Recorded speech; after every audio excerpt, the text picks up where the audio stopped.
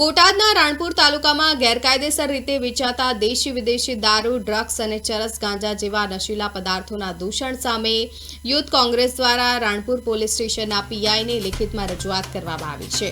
બોટાદ જિલ્લા યુથ કોંગ્રેસ પ્રમુખ સુરેશભાઈ ભરવાડ અને અન્ય સ્થાનિક કોંગ્રેસ હોદ્દેદારોએ ભવિષ્યમાં લઠ્ઠાકાંડ જેવી ગંભીર ઘટના ન બને તે માટે આ તકેદારીના ભાગરૂપે પગલું ભર્યું હોવાનું જણાવ્યું છે. કોંગ્રેસ અગ્રણીઓએ માંગ કરી છે કે સંવેદનશીલ વિસ્તારોમાં પોલીસ તથા નશાબંધી તંત્ર દ્વારા સઘન પેટ્રોલિંગ અને ચેકિંગ હાથ ધરવામાં આવે, ગેરકાયદે પ્રવૃત્તિમાં સંકળાયેલા તત્વો સામે કડક કાર્યવાહી કરવા અને યોગ્ય મોનિટરિંગ કરવા પણ તંત્ર પાસે અપેક્ષા વ્યક્ત કરાઈ હતી.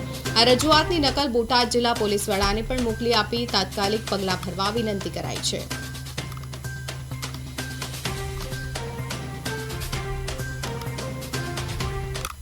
આગામી સમયમાં જો આની પર કાર્યવાહી નહીં કરવામાં આવે તો કોંગ્રેસ શું?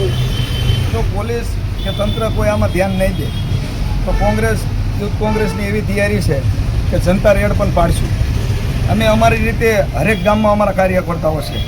હવે આગલા દિવસોમાં જો પોલીસ પરિવાર જો અહીંથી અમને સપોર્ટ નહીં મળે, સાથ સહકાર નહીં થાય, ના ધંધા બંધ નહીં થાય તો આવનારા દિવસોમાં અમારા કાર્યકર્તાઓને અમે અહીંથી સૂચન કરી દઈશું કે ભાઈ તમે ધ્યાન રાખજો, દારૂના જ્યાં જ્યાં ભઠ્ઠીઓ હાલતી હોય, કોઈ ઇંગ્લિશના ધંધા ચાલુ હોય તો આપણે ખુદ જઈને અને જનતા રેડ પાડવાની છે, પ્રેસ મિત્રોને સાથે રાખી.